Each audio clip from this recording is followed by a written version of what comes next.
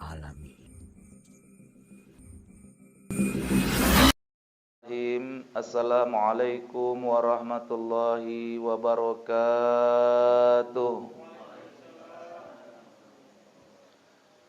Alhamdulillahi rabbil alamin. Wassalatu wassalamu ala asrafil anbiya'i wal mursalin wa ala alihi wa ashabihi da'aimil Islam. Qala Allah Ta'ala fi kitabihil Qur'anil Karim, a'udzu billahi minas syaitonir rajim. Bismillahirrahmanirrahim. Ya ayyuhalladzina amanu dukhulu fis silmi kaffah wa la tattabi'u khutuwatis syaiton innahu lakum aduwwum mubin. Yang pertama dan yang paling utama, kita tetap senantiasa bersyukur kepada Allah. Karena kalau kita bersyukur kepada Allah, manfaatnya banyak sekali. Bersyukur kepada Allah itu mendatangkan manfaat kepada kita, tidak kepada Allah. Artinya, ketika seorang hamba bersyukur kepada Allah, maka orang itu yang akan mendapat manfaat dari syukurnya itu kepada Allah. Allah tidak ambil untung. Apakah Allah beruntung karena banyak hamba yang bersyukur kepadanya? Tidak. Lalu apakah Allah merugi ketika orang itu tidak bersyukur kepada Allah? Tidak juga. Makanya kita disuruh Allah bersyukur itu untuk mendatangkan manfaat. Salah satu manfaat orang yang bersyukur itu ditambahi Allah, nikmat Allah. Kemudian kualitasnya pun ditambahi Allah. Maka untuk urusan dunia, jangan terlalu banyak meminta kepada Allah.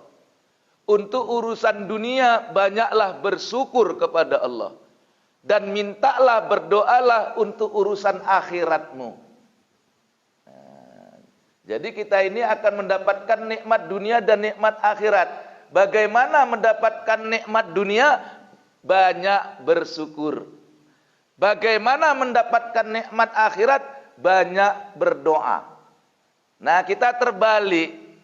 Untuk urusan dunia terlalu banyak kita minta kepada Allah. Makanya orang tasawuf itu doa dia itu untuk urusan akhirat, Pak. Untuk hal iman, untuk hal kematian, untuk hal taubat, itu yang dia minta kepada Allah.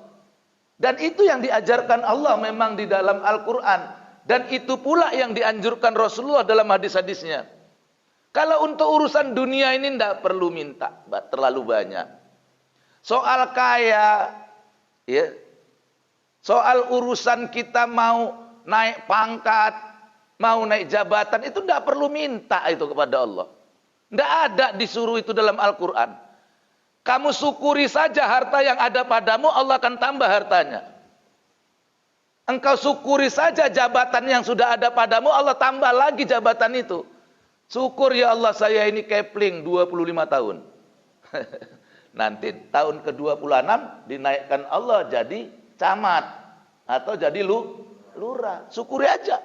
Tidak perlu minta, ya Allah naikkanlah pangkat saya jadi lurah ya Allah.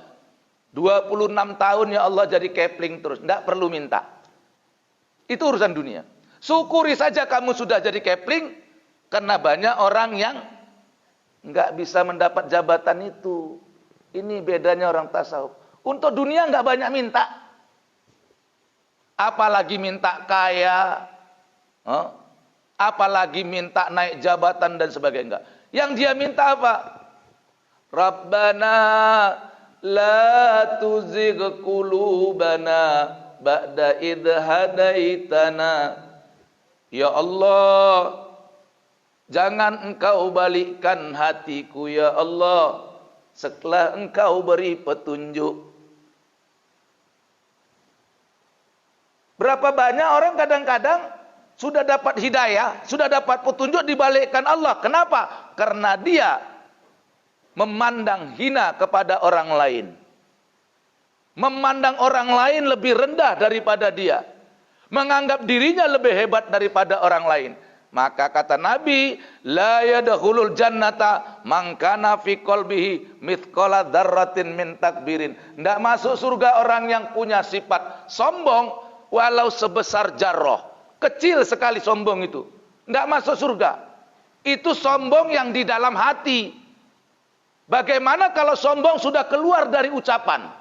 Bagaimana kalau sombong sudah nampak dalam penampilan? Bagaimana kalau sombong sudah dalam aktivitasnya? Masih sombong dalam hati, masih dalam hati. Masih dalam hati sombong itu kecil, tidak masuk surga. Cuman beda surganya orang awam dengan surganya orang-orang sufi, Pak. Orang-orang ilmu hakikat, orang-orang tasawuf, surganya nggak nunggu mati, Pak. Jadi kalau orang awam itu nunggu masuk surga, nunggu mati, Pak. Orang tasawuf enggak. Dia sudah merasakan surga sejak hidup di atas dunia, sampai nanti berbangkit di akhirat, dia baru masuk surga. Beda surganya orang ahli hakikat dengan orang-orang biasa. Makanya kelas kita di sisi Allah, ada kelas orang beriman, ada kelas orang yang takwa. Jadi orang yang takwa itu lebih tinggi tingkatnya daripada orang yang beriman. Orang takwa itu sudah mengerjakan seluruh perintah Allah dengan memandang Allah, meninggalkan seluruh larangan Allah dengan memandang Allah. Itu orang takwa. Nah, orang takwa ini surganya sudah ada sejak sekarang, Pak, nggak nunggu mati. Makanya orang tasawuf itu agak lucu kalau ada orang mau masuk surga kok nunggu mati dulu. Terlalu lama. Terlalu lama kamu masuk surganya kalau kamu nunggu masuk surga setelah mati. Terlalu lama. Dan itu pun kalau masuk. Kenapa kamu nggak merasakan surga sejak sekarang? Dengan apa kamu bisa merasakan surga dengan sekarang? Sebagaimana kata Rasul, jannati, baiti jannati. Rumahku adalah surgaku. Rumah itu luas pengertiannya. Bisa rumah tangga, bisa rumahnya, bisa masjidnya, bisa wilayahnya. Banyak sekali. Jadi maksud Rasul itu, rumahku, masjidku, keluargaku, itu surgaku di atas dunia. Itu sudah dibilang Rasul. Cuman kamu menafsirkannya sesuai dengan nafsumu. Ya Allah, surganya udah ada sekarang. Enak lah. Uang nggak banyak, pas-pasan saja duitnya. Pas mau beli mobil ada. Pas mau beli ladang ada. Ya Pak ya?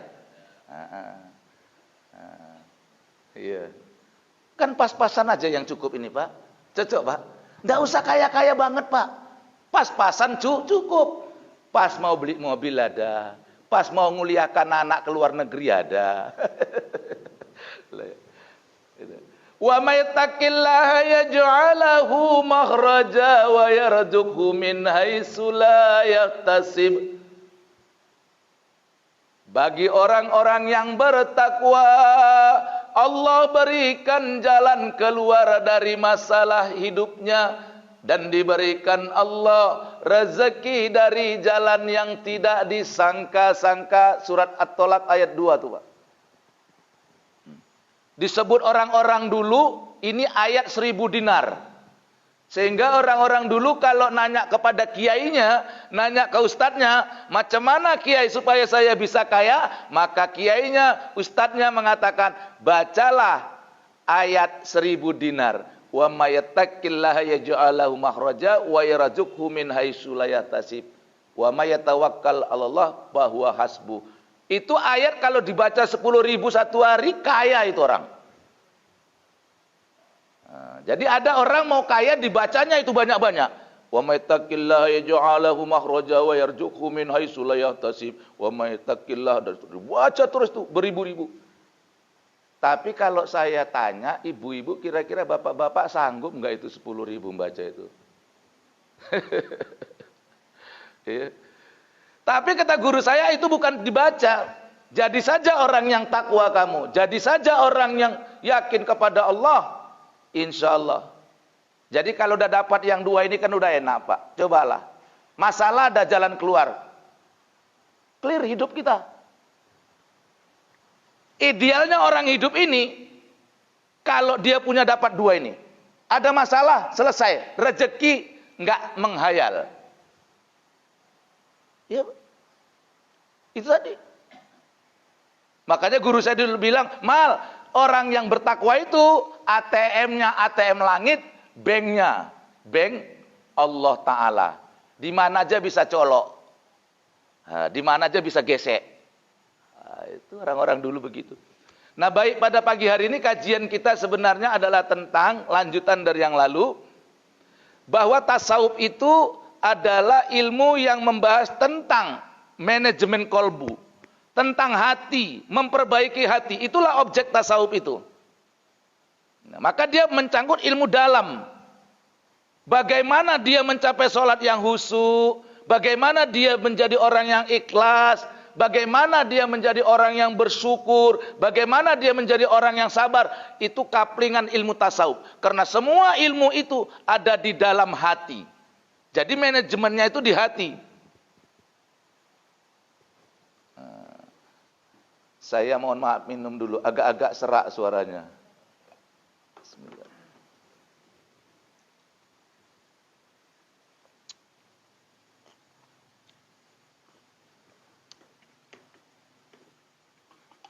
Maka orang tasawuf terkait dengan memperbaiki hati ada 3 konsep. Konsep tasawuf yang pertama menyangkut memperbaiki hati disebut dengan takhalli. Takhalli artinya membersihkan hati. Membersihkan hati itu namanya takhalli. Yang kedua namanya tahalli. Mengisi hati dengan kebaikan. Jadi yang pertama itu takhalli, membersihkan hati dari segala sifat-sifat kotor, sifat-sifat jelek yang disebut dengan sifat majmumah. Itu dibuangkan dulu. Setelah itu dibuang, dibersihkan hatinya dari sifat-sifat majmumah, barulah diisi namanya tahalli, diisi dengan sifat-sifat mahmudah, sifat-sifat yang terpuji, sifat-sifat yang mulia. Barulah setelah itu hatinya tajalli. Apa tajallinya? Menyatakan, bersaksi dia kepada Allah. Jadi orang yang benar syahadatnya orang yang sudah melampaui takhalli, tahalli, barulah dia tajalli, menyaksikan Allah dengan sebenar-benar menyaksikan. Karena kita masih banyak, syahadat kita masih bohong, masih banyak, belum tepat. Inna sholati wa nusuki wa mahyaya wa mamati lillahi rabbil alamin. Sesungguhnya sholatku, ibadahku, hidupku, matiku milik Allah. Baru hilang TV nggak bisa tidur. Kan bohong itu, iya kan? Udah bilang, ya Allah, sesungguhnya sholatku, ibadahku, hidupku, matiku milikmu ya Allah. Itu udah kita bilang waktu sholat, dan itu diajarkan Allah dalam Al-Quran. Baru hilang TV nggak bisa tidur. Baru hilang sepeda motor, sudah 27 dukun yang didatengin. Inilah dalam kaji tasawuf ini rusak ini. Barang siapa orang yang percaya kepada dukun, ucapannya percaya apa yang dibilangkan paranormal, tukang ramal, dia percaya, baru percaya itu. 40 hari 40 malam sholatnya nggak diterima Allah. Masya Allah. Makanya syirik itu selain dosa yang tidak diampunkan Allah, syirik juga adalah perbuatan yang menghilangkan ibadah kita. Orang syirik itu ngeri, Pak, dahsyat itu. Maka ajaran Islam itu intinya melepaskan diri dari syirik. Bukan main-main tuh. Enggak urusan main-main itu syirik itu. Kalau kamu, jangan anggap kalau kamu sudah beribadah, kamu sudah lepas dari syirik. Belum. Ayo. Jangan anggap kalau kamu sudah sholat, sudah puasa, sudah zakat, sudah haji, kamu sudah terlepas dari perbuatan syirik. Belum. Karena syirik ada 2. Ada syirik jali, ada syirik khafi. Dari syirik jali kamu terlepas. Tapi dari syirik khafi, syirik yang tersembunyi, belum tentu lepas. Sederhana, Pak. Orang yang belum bisa lepas dari syirik khafi apa itu? Sholat, cari pahala. Syirik khafi masih, Pak. Ayo, berapa banyak kita yang masih sholat cari pahala? Kamu sholat cari ridho Allah, jangan cari pahala. Kamu sholat cari ridho Allah, bukan untuk masuk surga. Cari ridho Allah saja. Kalau kamu sudah dapat ridha Allah, pahala pasti dapat, surga pasti masuk. Itu ikut. Kamu di dunia ini perlu duit, betul. Nggak munafik. Tapi jangan jadikan duit sebagai imam. Duit bukan di depan, harta bukan di depan. Kamu butuh duit, kamu butuh harta. Betul, kamu butuh pangkat, kamu butuh jabatan. Benar. Tapi jangan semua itu kamu taruh di depan sehingga kamu jadi makmumnya. Kamu harus letakkan semua itu di belakangmu. Kamu harus jadi imamnya. Uang itu makmum bagimu. Harta makmum bagimu. Pangkat makmum bagimu. Bukan kamu harus tidak mengambil itu di dunia. Salah, keliru. Ambil semua itu. Tapi jadikan dia sebagai makmum. Nah itu bedanya. Keliru kalau ada orang mengatakan bahwa kaji tasawuf itu tidak mau harta. Itu keliru orangnya. Keliru orang yang mengatakan kalau kaji tasawuf itu harus meninggalkan dunia, nggak boleh ambil jabatan dunia. Itu keliru. Orang tasawuf ambil itu semua tapi dia letakkan di belakang. Dia jadikan itu makmum. Yang nggak boleh itu kamu jadikan imam. Nah, itu masalahnya. Maka waktu saya ngaji ke guru saya, datang ke kiai saya, begitu saya datang nggak mau ngaji. Ngapain datang kemari? Mau ngaji Pak Kiai. Boleh. Kalau ngaji kemari, yang pertama jadi orang miskin, yang kedua jadi orang bodoh. Kaget saya Bu. Tujuan awak tadinya mau ngaji itu supaya pinter, supaya kaya. Sampai di rumah kiai malah dibilang kalau ngaji di sini jadi orang miskin, jadi orang bodoh. Kaget. Waduh, baru dijelaskan sama Pak Kiai apa bodoh dan apa miskin. Saya pikir miskin itu nggak punya apa-apa, nggak boleh punya mobil, nggak boleh punya rumah banyak. Saya pikir begitu awalnya. Baru dijelaskan sama kiai saya. Miskin itu nak, artinya kamu boleh kaya, kamu boleh punya harta banyak, kamu boleh punya mobil banyak, kamu boleh punya ladang yang luas, boleh. Tapi jangan ada satupun itu di dalam hatimu. Karena hatimu tempatnya Allah. Jadi jangan taruh hartamu. Kamu punya uang banyak, tempatnya di bank sudah ada nak. Tapi jangan ada uangmu 1 rupiah di dalam hati. Uangmu miliar, silakan. Uangmu triliun, silakan. Dan taruh uangmu yang banyak itu di bank. Jangan ada uangmu 1 rupiah dalam hati. Masya Allah. Kamu boleh punya mobil 20, 30, 40. 100 mobil kamu boleh punya itu nak. Dan tempat mobilmu itu di garasi, bukan dalam hati. Itu makna miskin. Jadi makna miskin kita ini terbalik. Kalau orang tidak punya rumah, orang yang tidak punya harta itu kita. Padahal sesungguhnya bukan itu hakikatnya. Miskinkan dirimu. Artinya hartamu nggak ada dalam hati. Bukan nggak punya. Itulah maknanya kamu jadikan mereka makmum. Itu beberapa malam yang lalu, semalam malam itu ada seorang pejabat lah kita bilang. Datang ke kita. Saya jelaskan masalah ini. Bukan nggak boleh punya jabatan. Boleh. Iya Ustadz, iya Ustadz. Jadikan jabatan itu di belakang jadi makmum. Kalau kamu nggak ngambil jabatan di republik ini, lalu semua jabatan diambil oleh orang kafir. Ayo, habis kita. Habis kita. Habis. Kalau seandainya orang Islam ini nggak mau ngambil jabatan, nggak ada yang mau jadi wali kota, nggak ada yang mau jadi gubernur, nggak ada yang mau jadi presiden.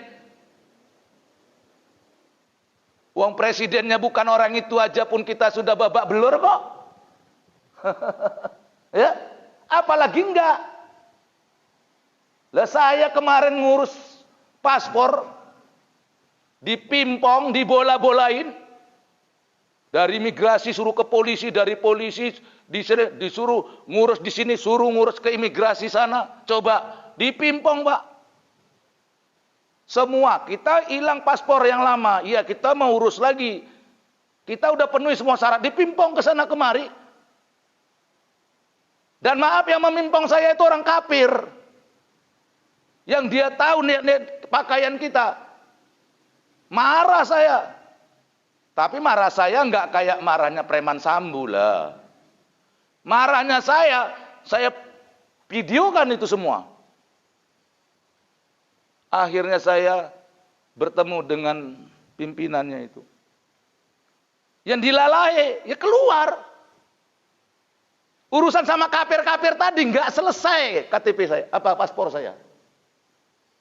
Ini hikmah. Kamu harus ambil itu jabatan. Tapi jadikan dia makmum. Dan jadikan jabatan itu untuk mempermudah umat saudaramu, orang yang beriman. Itu tujuanmu. Maka kau dapat ridha Allah dunia dan akhirat. Lah kamu ini enggak kadang-kadang. Kamu seorang muslim, kamu ngaku orang beriman. Kok urusan saudaramu itu kau persulit? Kamu bertanggung jawab nanti, hati-hati. Tapi kalau kamu punya niat dan kamu laksanakan, karena kadang-kadang orang niatnya di awal udah benar, banyak Pak. Tapi dalam perjalanannya nyimpang. Itu coba kalau orang mau pilkada, mau jadi pejabat publik itu, janjinya manis enggak? Bu, Assalamualaikum. Pak, Assalamualaikum. Dari mulai janji jadi kepala desa sampai jadi bupati sampai jadi gubernur, yang paling populer itu apa? Nanti kalau saya jadi kepala desa, nanti kalau saya jadi bupati, kalau nanti saya jadi gubernur, urusan KTP, surat menyurat gratis. Itu janji paling populer, Pak. Sudah jadi? Makanya benar istilahnya. Beda pilkada dengan pilkada. Kalau pilkada lupa jadi. Kalau pilkada jadi lupa. Dulu Pak Bapak bilang Pak, ngurus KTP pre gratis Pak. Nah sekarang Bapak udah jadi mana Pak? Nggak bisa. Kalau janji. Nah. Jangan begitu janji orang Islam. Tepati janjimu. Kamu akan ditanyai tentang janji-janjimu. Dan kau harus bertanggung jawab terhadap janji-janjimu itu. Baik.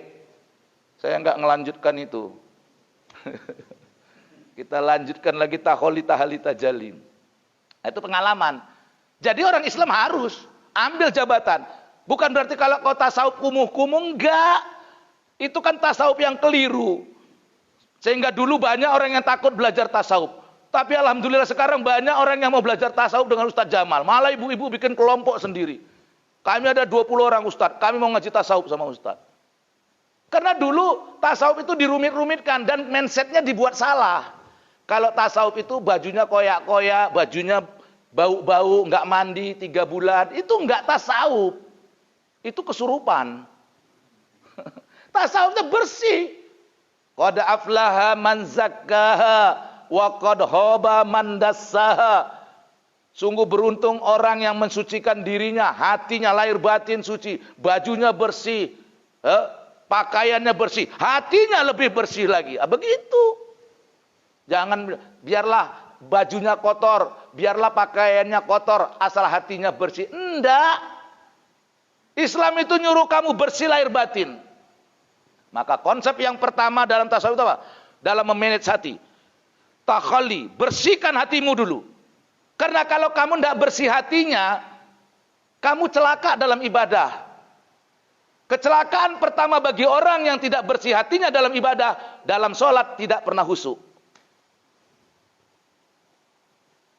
Kecelakaan berikutnya bagi orang yang tidak bersih hatinya, dia beramal tidak pernah ikhlas. Kecelakaan ketiga bagi orang yang tidak bersih hatinya dalam beribadah, dia tidak bersyukur kepada Allah. Maka kafir itu pun ada 3 macam.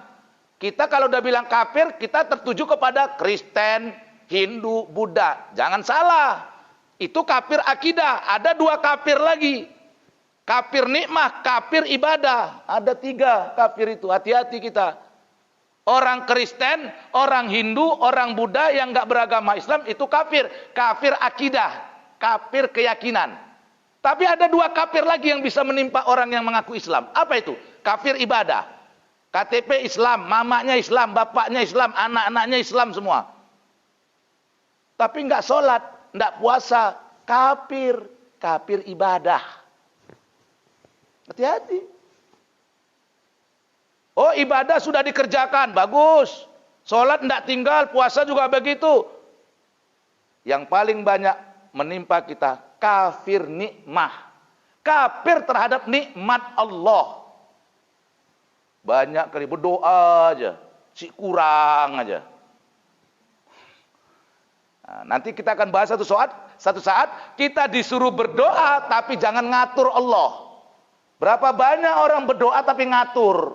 Jangan, kamu doa saja sama Allah tapi jangan ngatur. Macam mana Ustadz orang yang ngatur Allah itu? Nggak mau saya jelaskan sekarang. Kalau saya jelaskan nggak dipanggil lagi.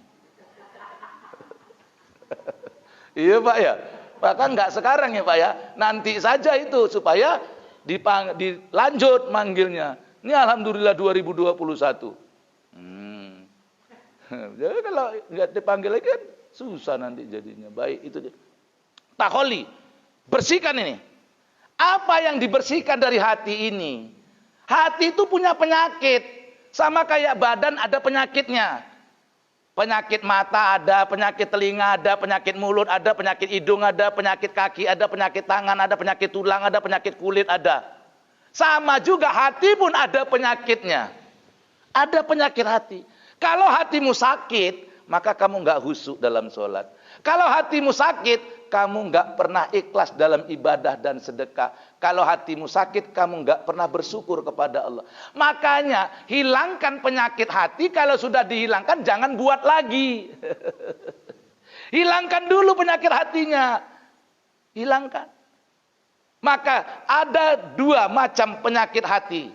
Yang pertama, kalau dalam bahasa tasawufnya disebut sifat mazmumah.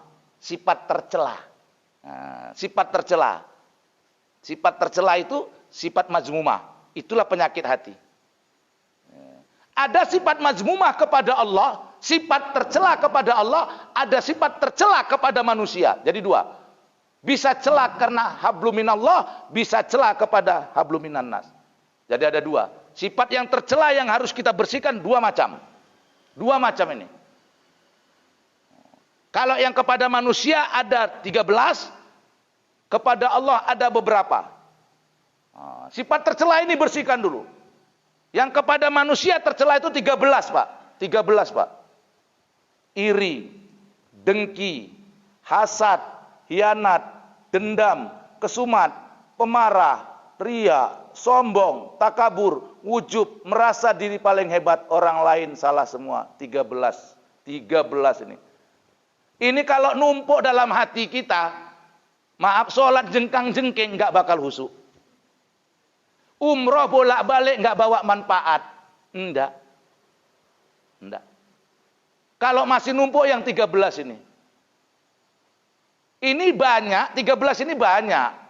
Lah kita jangan pula, Ustadz, saya baru 8, ini mau nambah lagi besok. Jangan. 13 Pak. Ini mazmumah kepada manusia. Hilangkan.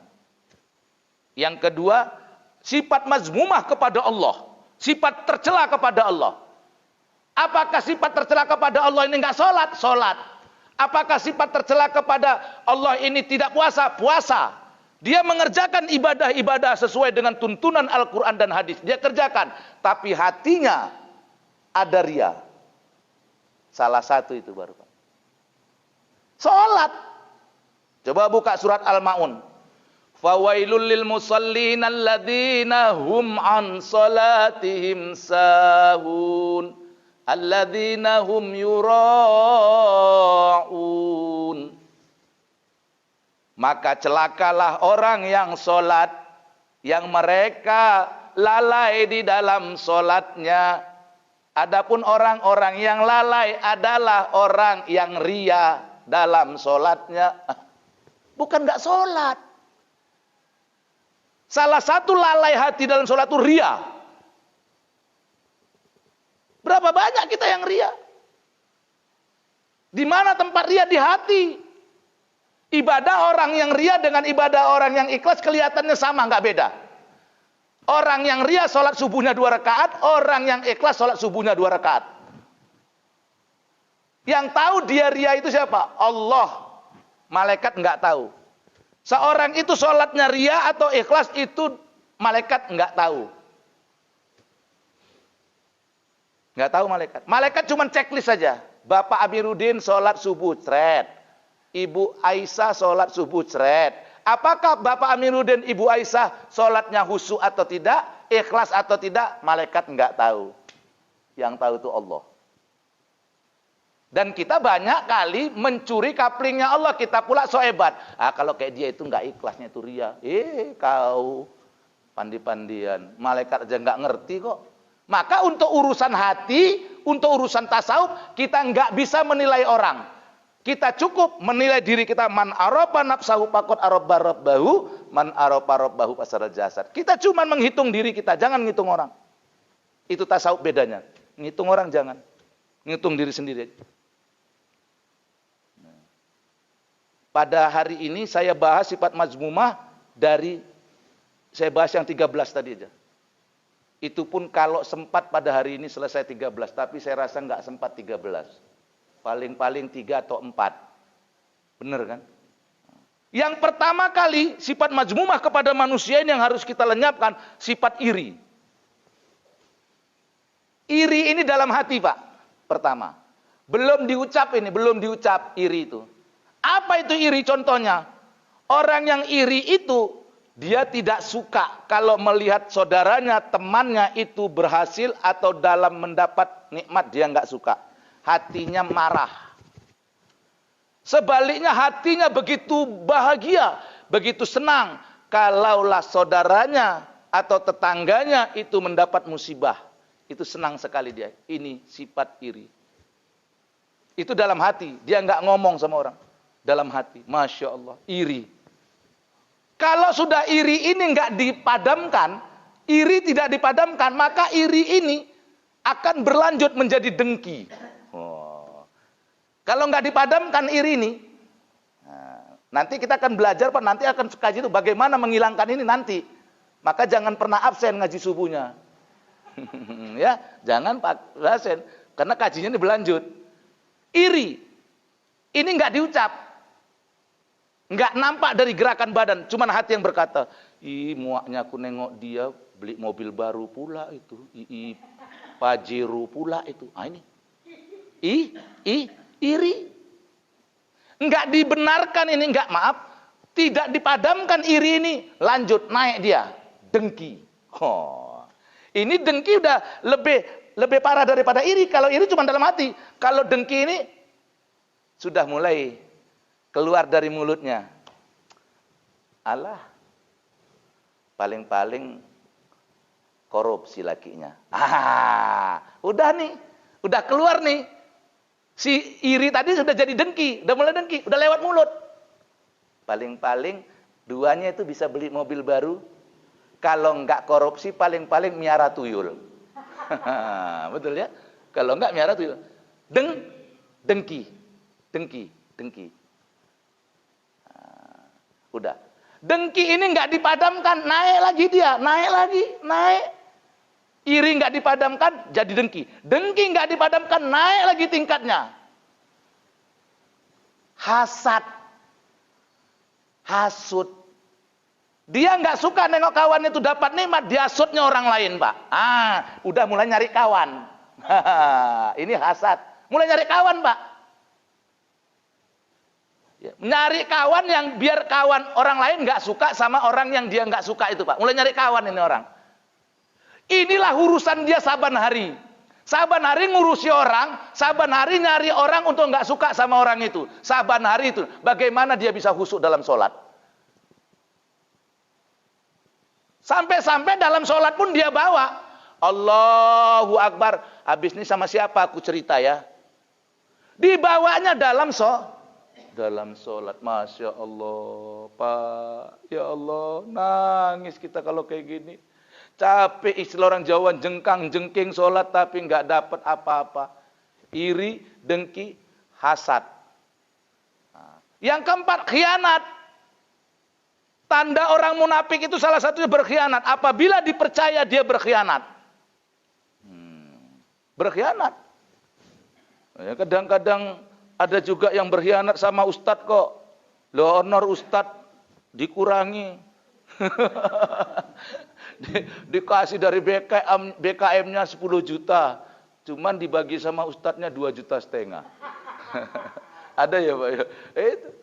Lah ya ketahuan juga. Ada ketahuan juga. Tapi yang namanya ustadznya ustadz tasawuf yang nggak mau protes, nggak mau ribut-ribut, ya nggak apa-apa. Cuman dari awal aku berpikir, mak jauhnya gini kok, segini dikasih ongkosnya ya. Tapi ya nggak apa-apa. Tapi belakangan ya dibuka. Itu, ya tapi nggak apa-apa. Ya itulah khianat tadi. Khianat. Orang berkhianat itu udah nggak mandang tempat. Udah nggak mandang lagi berkhianat sama siapa. Coba. Itu ya. Berkhianat. Nah ini. Iri, dengki, hasad, khianat. Dendam. Wah, dendam, Mbak. Apa kata Nabi? Dendam itu seperti api yang memakan kayu. Membakar kayu sampai habis dan sampai kayu itu jadi debu dan datang angin meniupnya sehingga tidak tersisa apapun. Begitulah orang yang beribadah dengan punya sifat dendam. Hati-hati. Jangan anggap, makanya saya bilang, kalau nggak belajar tasawuf ini kita lupa. Bukan nggak tahu, lupa. Kita anggap kalau udah sholat, udah puasa, udah umroh, udah hebat, udah haji, udah hebat. Kita tengok, kita masih ada sifat dendam nggak sama orang? Coba. Udah dibilang Nabi, dendam itu seperti api memakan kayu. Jadi api itu ibarat dendam, kayu itu ibaratnya ibadah. Dendam itu memakan api, memakan kayu, sampai kayu itu jadi abu dan angin datang. Ditiupnya, habis. Dia anggap dia sudah banyak bersedekah, tapi ada dendam dalam hatinya. Maka itu habis semuanya. Sholatnya nggak ada lagi tersisa. Sedekahnya nggak ada lagi tersisa. Dimakan oleh api dendam tadi. Jadi jangan piara api dendam. Tapi lanjutkan api asmara dengan istrimu. Wah, ya Pak ya. Api asmara tetapkan. Jangan pernah padam. Karena perempuan itu sifatnya salah satu suka dibohongi. Tanda cintamu kepada si istri, bohongi dia selalu. Bagaimana bohongnya Pak? Dek, sudah 30 tahun kita berumah tangga, cucu pun sudah 8. Kau lebih cantik yang sekarang dari yang dulu. Ini kan bohong Pak. Masa 30 tahun yang lalu sama sekarang cantik yang dulu kan bohong. Tapi perempuan seneng itu. Istri itu tahu lakinya bohong. Alah bang ini bohong aja. Bener nggak?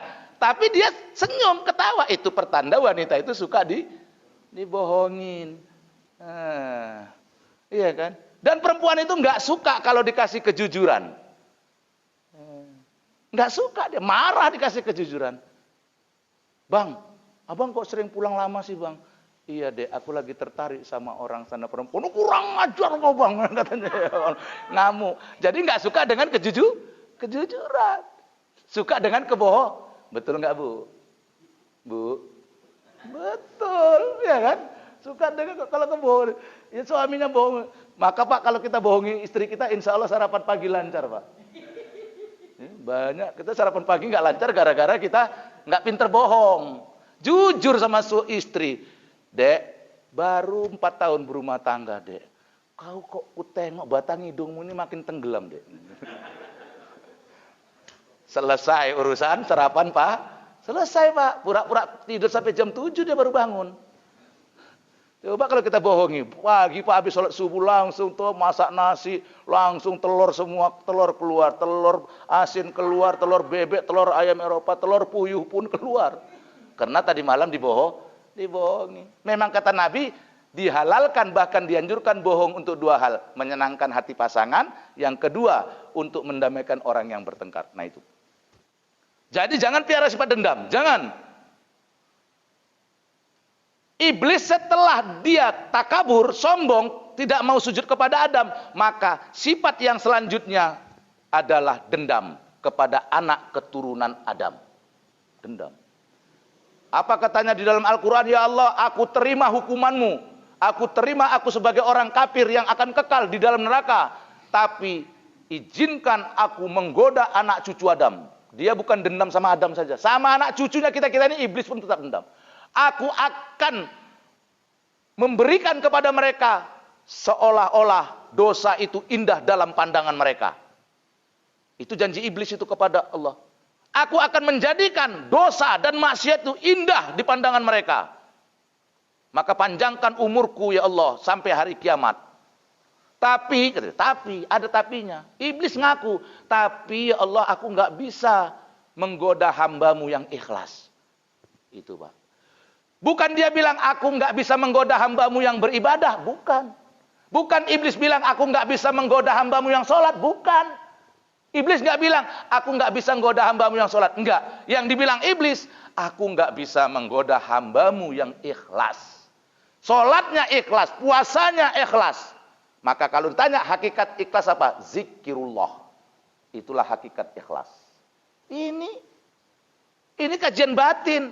Loh kamu ngaji kok ngajinya cuma nyala-nyalain orang. Nonton di YouTube. Terus dengar yang ngaji nyala-nyalain. Sholat subuh pakai kunut masuk neraka. Baca Quran malam Jumat Yasin masuk neraka. Itu yang kamu kaji. Bodoh.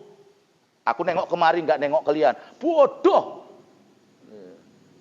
Kan kemari. Sebab kalau awak salah-salah dalam ceramah bilang bodoh. Besok wis nggak teko meneh. Besok nggak datang lagi. Awak ngaji dibodoh-bodohin. Makanya aku tadi bodoh kemari. Nggak ada yang di sini. Kalau bodoh ke sana, wah, gawat urusannya ya Pak. Nggak dipanggil lagi. Tapi Ustadz ini nggak dipanggil bukan gara-gara itu. Ustadz ini nggak dipanggil lagi gara-gara nggak mau membela perbuatan jahat ketua wirid. Nggak mau dipanggil lagi Ustadz gara-gara nggak mau membela perbuatan salah ketua wirid. Masa ketua wiridnya nanya sama Ustadz, Ustadz kalau kita minjamin duit ke orang, niat nolong. Ustadz, kalau kita minjami duit ke orang, niatnya nolong, tapi kita ambil bunganya kan nggak berdosa Ustadz ya? Ya berdosa lah, aku bilang. Berdosa Bu, nggak boleh. Itu bunga. Tapi kan niatnya nolong Ustadz. Ya kalau nolong nggak usah pakai bunga. Betul nggak? Jadi karena aku bilang gitu, aku nggak sependapat dengan dia, karena itu pekerjaan dia, ya besoknya nggak dipanggil lagi sampai sekarang. Gara-gara Ustadz nggak mau membela pendapat yang salah. Ya nggak apa-apa. Kalau aku bela-bela yang gitu, apa nggak dipentung nanti? Mengatakan, maka nggak boleh. Benar katakan benar, salah katakan salah. Jangan nengok siapa. Oh karena ini ketua wiridnya, harus awak benarkan perkataannya. Oh enggak, saya nggak model begitu. Carilah Ustadz yang lain. Kalau saya enggak. Jangankan kau cuman ketua wirid nanya saya begitu. Wong wali kota aja pun nggak pernah nanya sama saya kok.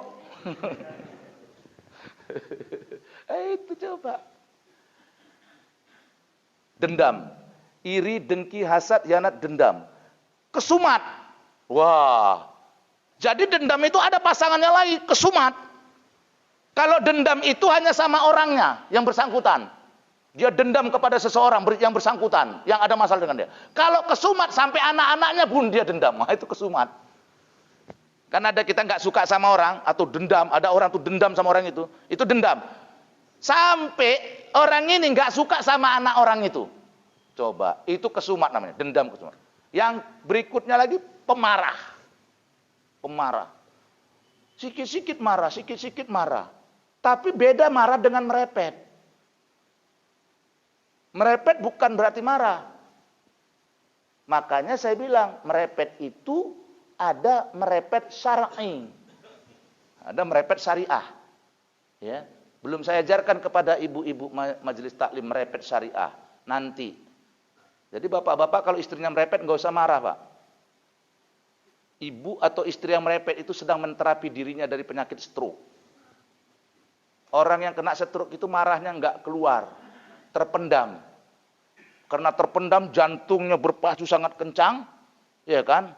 Naik tensi darah 230, 250, pembuluh darah pecah, tas, stroke. Tapi makanya perempuan sedikit yang kena stroke karena menterapi dirinya dengan merepet. Nyuci merepet, masak merepet, gosok merepet, laki di rumah merepet, laki keluar repetin juga. Iya kan? Oh. Sehat, Pak. Jadi kalau saya tanya kepada kita semua jujur, kalau disuruh pilih sama malaikat, Kau mau istri yang merepet yang sehat atau istri yang nggak merepet tapi sakit-sakitan? Pilih mana kira-kira Pak? Sama kayak saya pilihan Bapak. Pilih istri yang sehat dan tidak merepet. Ya, berarti 3 ya Pak ya. Itu berarti 3 pilihannya, enggak 2. Tapi kalau 2, ya kalau 2 jujur, ya milih yang merepet aja lah. Ya kan? Malaikat udah yang merepet aja asal sehat. Kenapa? Kalau kita dapat istri sakit-sakitan enggak suka merepet, repot, banyak habis uang beli obat. Tapi kalau kita merepet yang sakit cuman kuping, biarkan aja. Itu ibarat radio rusak. Kalau sudah capek berhenti sendiri. Biarkan aja. Makanya saya kalau mamaknya merepet, saya bilang sama anak saya, weh, dah diamkan aja mamakmu merepet. Orang dia lagi berobat kok. Tak bilang. Dia lagi berobat, ya udah jangan repot. Saya bilang. Nah begitu. Kesumat. Iri, dengki, hasad, hianat, dendam, kesumat. Pemarah. Sombong. Iri, dengki, hasad, hianat, dendam, kesumat, pemarah. Sudah. Pemarah. Kalau diputus-putus agak payah ngapalnya. Iri, dengki, hasad, hianat, dendam, kesumat, pemarah, ria. Pemarah. Ria. Ah ya, pemarah tadi ya. Ria. Ria. Ria ini menunjukkan ibadah, ingin agar dia dipuji. Ingin agar dia dihormati. Dia tunjukkan ibadahnya. Ada actionnya. Dia tunjukkan sholatnya. Dia tunjukkan dengan niat agar dipuji. Tapi kalau orang menunjukkan ibadahnya dengan niat agar diikuti, itu enggak sombong. Bukan, itu bukan ria. Jadi hati-hati menunjukkan ria. Ada orang menunjukkan ibadahnya kepada orang lain dengan niat agar ibadahnya diikuti orang lain. Itu bukan ria, itu dakwah. Tapi kalau niatnya dia agar dipuji, ria. Dan ria ini ada saudara kembarnya 2 lagi. 3. Ria, sum'ah, ujub. Sampai di sini. Nanti kita bahas lagi sifat mazmumah sebulan yang akan datang. Ini ada adiknya lagi.